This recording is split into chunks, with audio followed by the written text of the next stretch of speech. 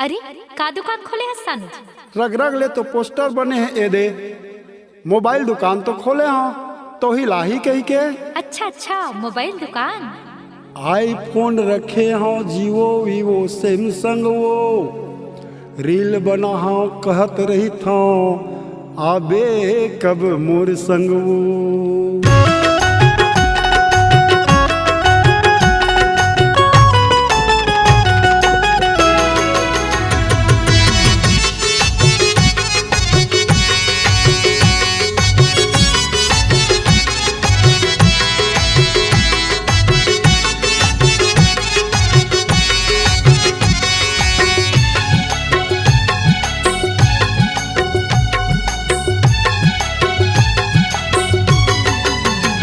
तोला आही कह के, तोला आही कह के खोले हाँ दुकान रे। घर घुसरी टूरी मट मट ही टूरी तोरे बर छुटत है परान। घर घुसरी टूरी मट मट ही टूरी तोरे बर छुटत है परान।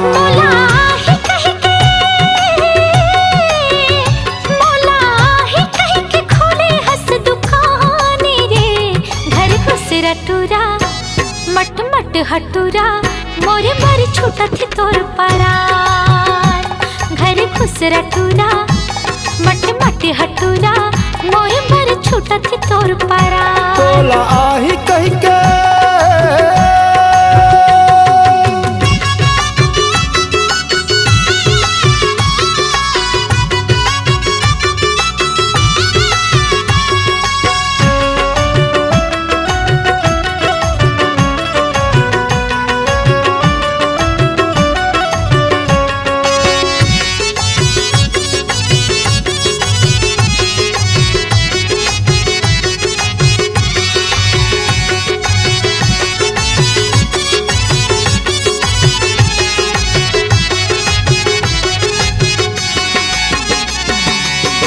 मैं मस्ताना हूँ तोर दीवाना हूँ। मैं मस्ताना हूँ तोर दीवाना हूँ। बैठे रही थो दुकान के बहाना तो, बैठे रही थो दुकान के बहाना तो।